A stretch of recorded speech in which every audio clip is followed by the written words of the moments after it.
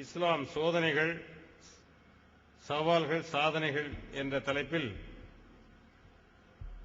அண்ணன் குலாம் முகமது அவர்கள் இங்கே உரை நிகழ்த்துவார். அன்பார்ந்த சகோதரர்களே,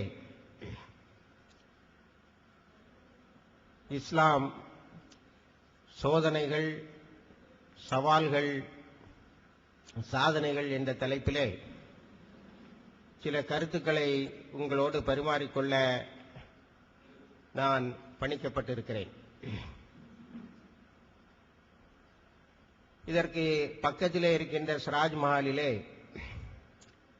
பல ஆண்டுகளாக தொடர்ந்து நாங்கள் மாலை நேர நிகழ்ச்சியை நடத்தி வந்திருக்கிறோம். காலையிலே சகோதர சமுதாயத்தைச் சேர்ந்த சகோதரர்களுக்கும், மாலையிலே சமுதாயத்திலே இஸ்லாத்தினுடைய நிலைப்பாடுகளையும், இஸ்லாம் தாக்கப்படுவதனுடைய காரணங்களையும், முஸ்லீம்கள் மேற்கொள்ள வேண்டிய அணுகுமுறைகளையும் நாங்கள் ஒரு ஆய்வுக்கு உட்படுத்தி உரைகளை வழங்கி இருக்கின்றோம்.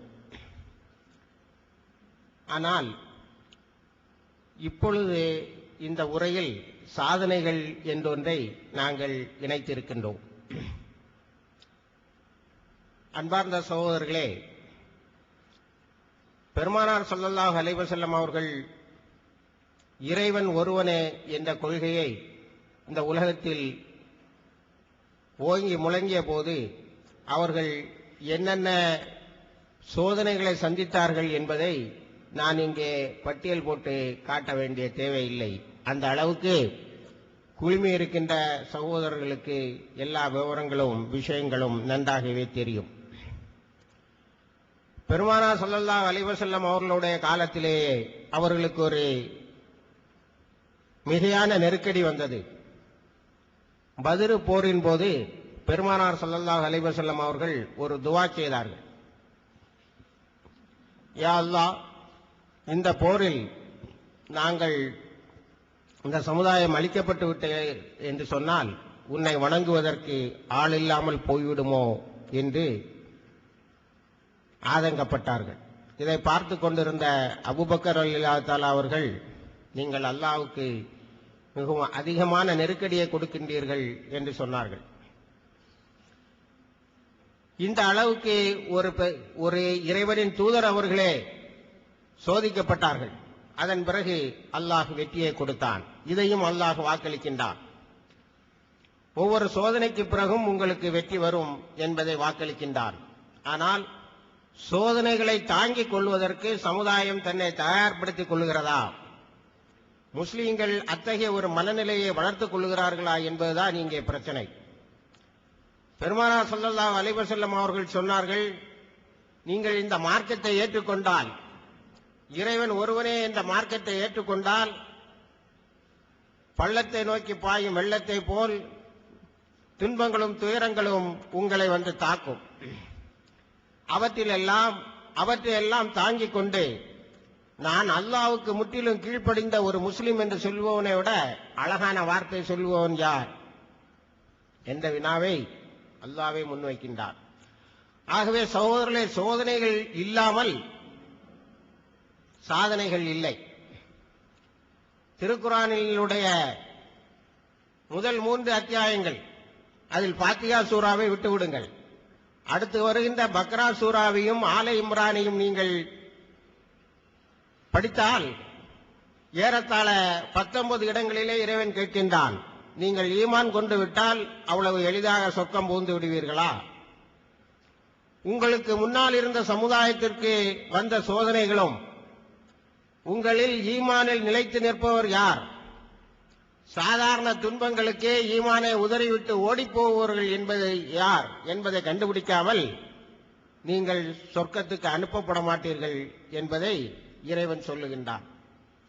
ஆகவே இறைவன் ஒருவனே என்று சொன்னால் அந்த கொள்கையை ஏற்றுக்கொள்கின்றவர்களுக்கு சோதனைகள் வரும் என்பது இஸ்லாத்தினுடைய நியதியாக இருக்கிறது.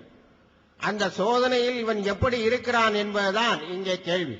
இன்னும் இறைவன் சொல்லுகிறான், உங்களுக்கு விருப்பமானவற்றில் சோதனைகளை செய்து அல்லாஹ் உங்களை சோதிப்பான்.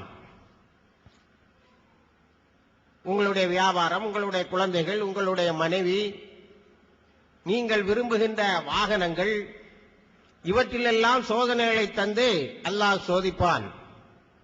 அந்த சோதனைகளில் எல்லாம் அல்லாஹ் ஒருவனே என்று சொல்லி இஸ்லாத்திலே நிலைத்து நிற்கின்றார்களே, அவர்கள்தான் புத்திசாலிகள் என்று இறைவன் சொல்லுகின்றான். ஆகவே சோதனைகள் இல்லாமல் சாதனைகள் இல்லை என்பதை நாம் மிக எளிதாக புரிந்து கொள்ள முடியும். பெருமானார் ஸல்லல்லாஹு அலைஹி வஸல்லம் அவர்களுடைய காலகட்டத்திற்கு பிறகு கலீஃபா அபூபக்கர் ரலியல்லாஹு தஆலா அன்ஹு அவர்கள் பொறுப்பேற்றார்கள். முஸ்லிம் சமுதாயத்திலே இன்றைக்கு இருப்பதை விட அதிகமான குழப்பங்கள் இருந்தன. சிலர் ஜக்காத்தை தரமாட்டேன் என்று சொன்னார்கள். சிலர் நாங்கள் இஸ்லாத்திலே இருக்க வேண்டும் என்று சொன்னால் நீங்கள் குடிப்பதற்கு அனுமதி தர வேண்டும் என்று சொன்னார்கள்.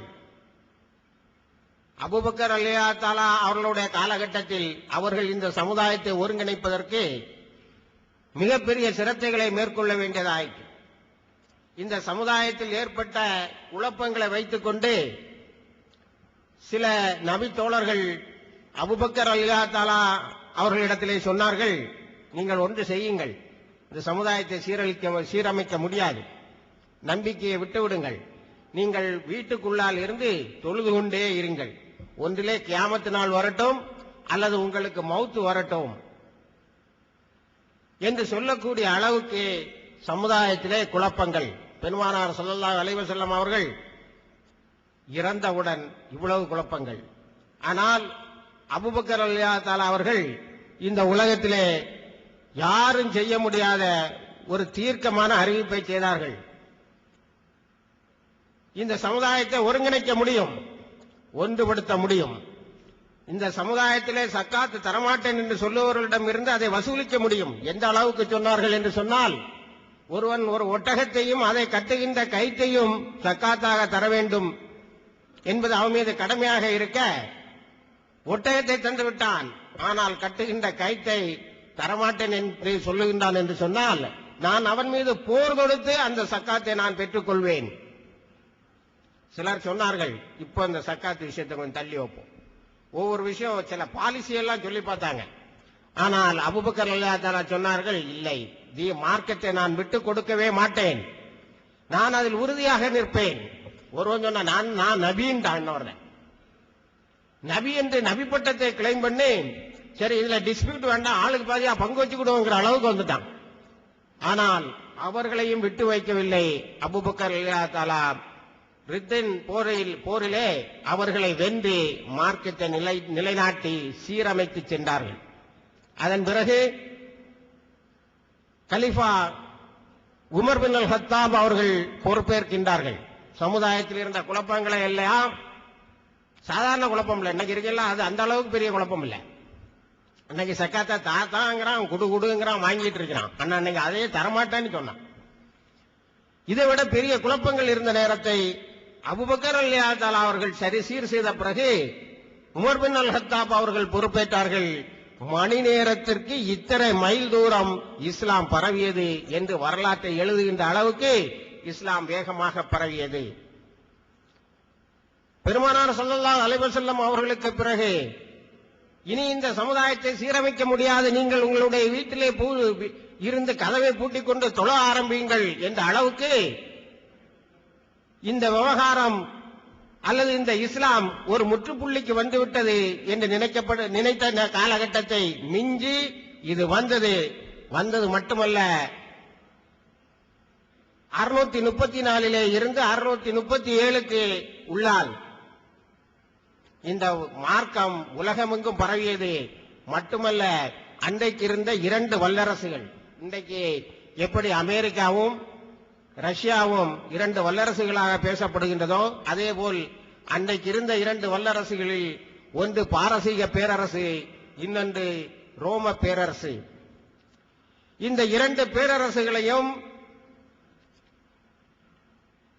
கலீஃபா உமர் பின் அல் ஹத்தாப் அவர்கள் வெற்றி கொண்டு அந்த இடங்களுக்கும் இஸ்லாம் சென்றது. இப்பொழுது ஒரு பெரிய பிரச்சனை, பெருமானார் ஸல்லல்லாஹு அலைஹி வஸல்லம் அவர்களுடைய காலகட்டத்தில் அரேபியாவினுடைய பெருநிலத்துக்குள்ளாலேதான் இஸ்லாம் இருந்தது. பாலைவனம், தண்ணீர் இல்லை, இப்படிப்பட்ட சிக்கலான